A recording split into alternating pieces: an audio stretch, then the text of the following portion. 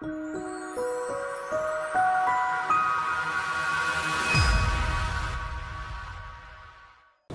hi, greetings. My name is Nick, and today I want to talk about my internship experience at Scotiabank as an equity research associate intern.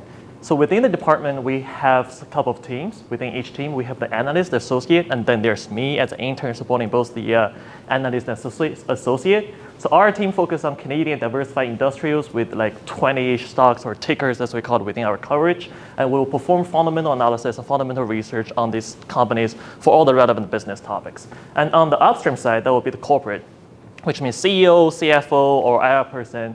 And we'll be communicating our financial models and all the business information through the corporate meetings, conferences, and absolutely the earnings calls for sure.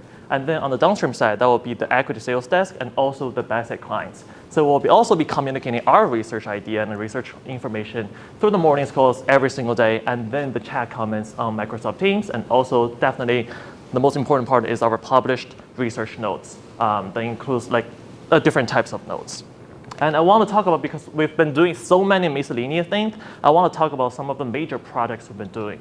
First of all, it's definitely the earnings season, which is all about time and accuracy. So I've been through the fourth quarter of 25's earnings season, and during that season, you really have to do lots of different things. First of all, you have to get ready for the first take note, which usually have to be done within an hour whenever a company has their press release. And then second of all, you have to update and cleaning up all your financial models, like includes like 3 financial statement models or the comparable company models, and then they should be ready to be sent to the client. And third of all, after the earnings call and asking questions to the client, to the corporate, you will have to prepare a little bit longer, what's called the second note, which is basically a quarterly wrap of a company's performance of that quarter. And you can see this is the sample of what that looks like.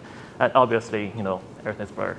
But anyway, second of all, we have the in-depth market research. So I've been conducting one particular in-depth market research during my internship. And then I was investigating a very niche market, supply and demand dynamics, and I was trying to forecast what is actually going on in this market, whether it will be surplus or supply deficit within the next few years. And then I feel like some of the biggest takeaways from this entire thing that also reflects what the accurate research actually has to your mind is, first of all, you have to make every single word actionable. And to borrow this idea from my analyst, basically what that means is that you want every single sentence, every single word on your research paper to be somewhat and somehow helpful to the buy-side client to help them make their investment decisions. And second of all is being vaguely right is always better than being precisely wrong. What that basically means that you want to only give the vague or like the general direction of your prediction of the next few years instead of actually giving precise numbers which turn out to be wrong.